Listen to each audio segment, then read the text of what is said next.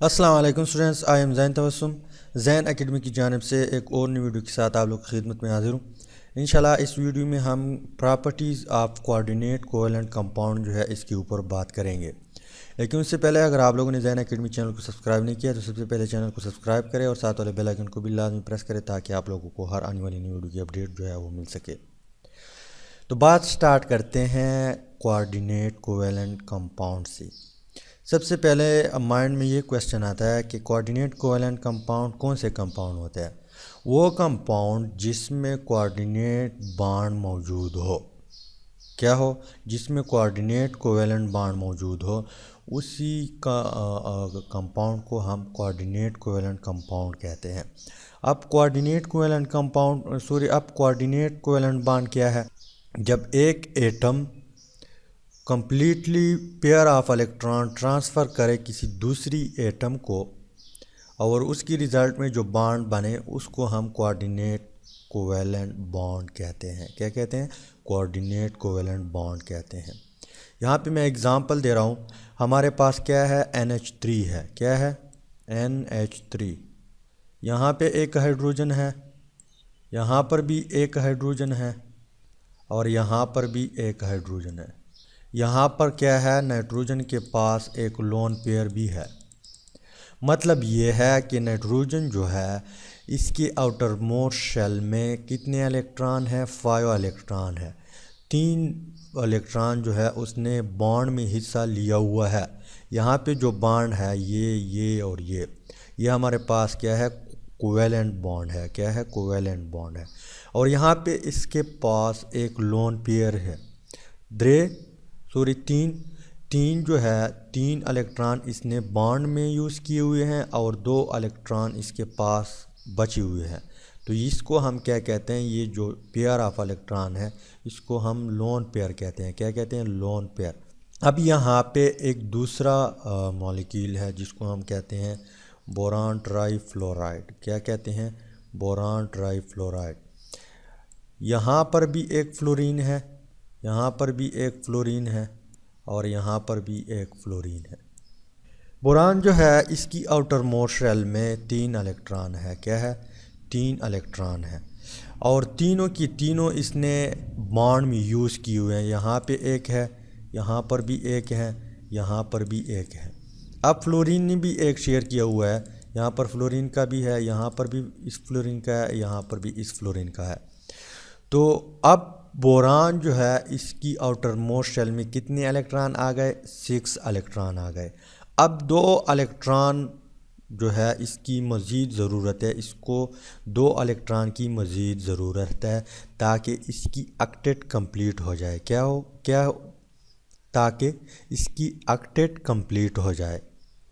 अब नाइट्रोजन क्या करता है?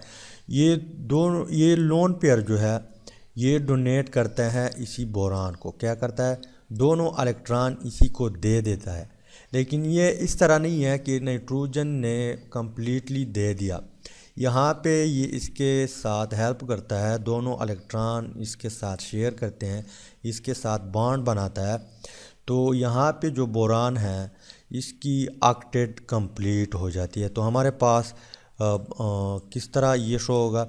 यहाँ पे नाइट्रोजन है NH3, यहाँ पे मैं हाइड्रोजन को शो करता हूँ NH3।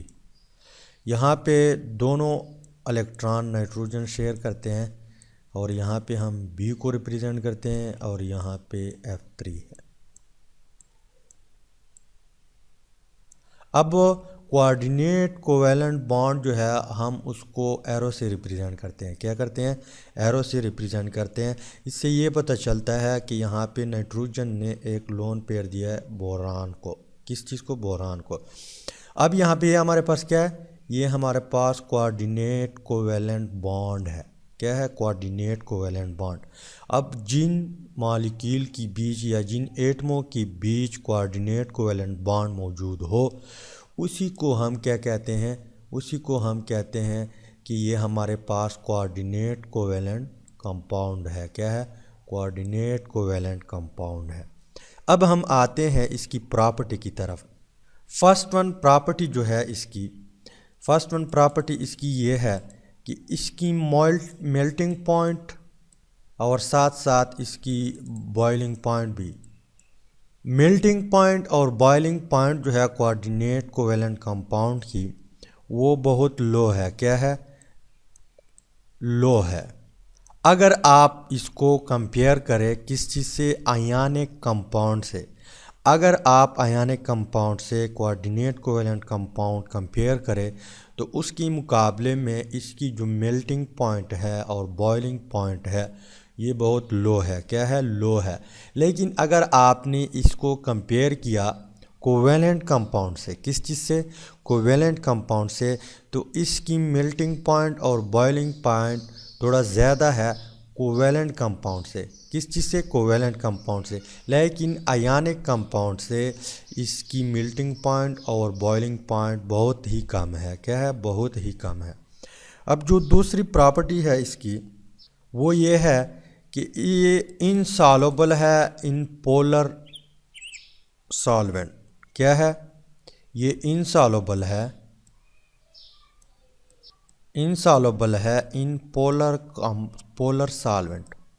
अब पोलर सॉल्वेंट हमारे पास क्या है? हमारे पास हम यहाँ पे लेते हैं H2O लेते हैं।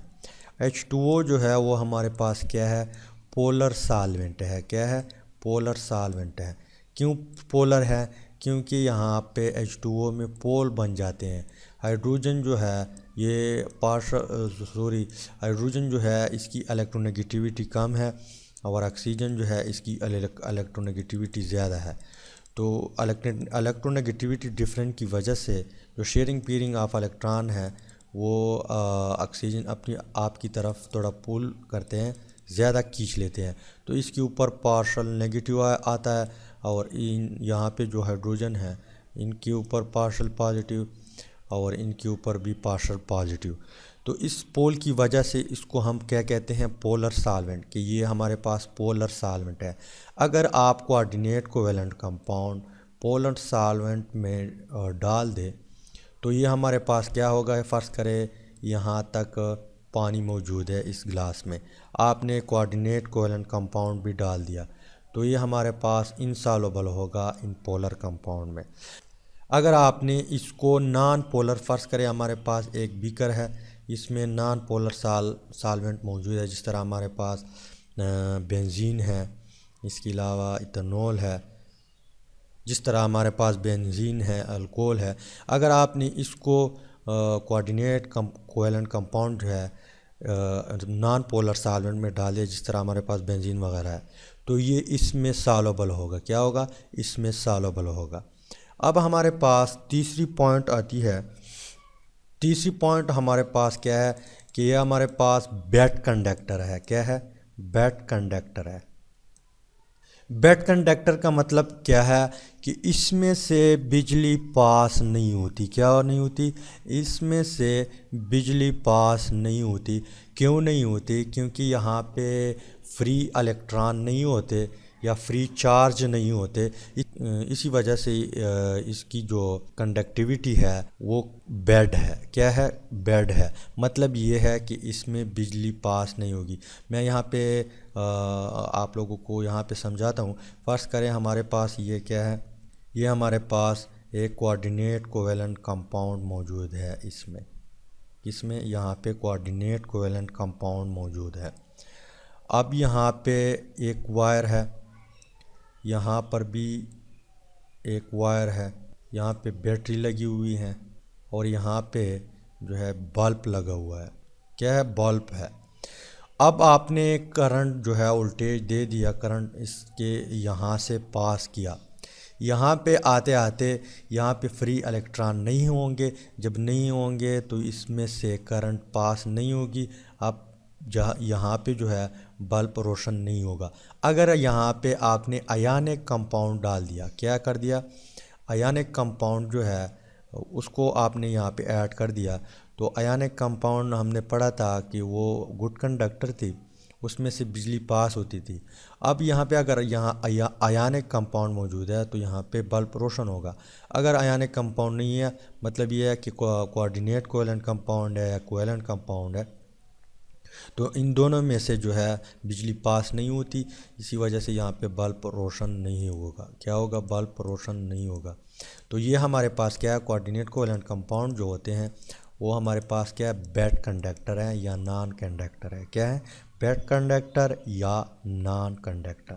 अब चौथी रिएक्शन जो है, सॉरी चौथी प्रॉपर्टी जो है इसकी, वो कौन सी है कि इसकी जो रिएक्शन होती है, इसकी जो रिएक्शन होती है वो बहुत स्लो होती है।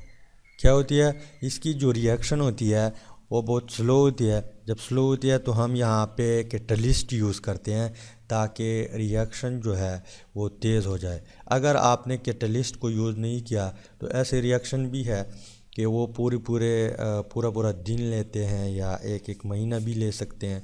लेकिन यहाँ पे चूँकि हम कैटलिस्ट यूज़ करते हैं, जिस तरह हमारे पास पीटी है, इसके अलावा हमारे पास पीडी है, इसके अलावा हमारे पास निकल है, तो ये कैटलिस्ट यूज़ करते हैं ताकि जो कोऑर्डिनेट कोवेलेंट कंपाउंड है और उसकी जो रिएक्टिविटी है, जो रिएक्शन है इसकी, वो तेज़ हो जाए। तो मतलब ये है कि हमारे पास इसकी 4 प्रॉपर्टी है। मेल्टिंग पॉइंट, बॉइलिंग पॉइंट लो है, इनसॉल्युबल इन वाटर है, मतलब ये है कि नॉन पोलर सॉल्वेंट में ये इनसॉल्युबल है लेकिन नॉन पोलर सॉल्वेंट में ये सॉल्युबल है।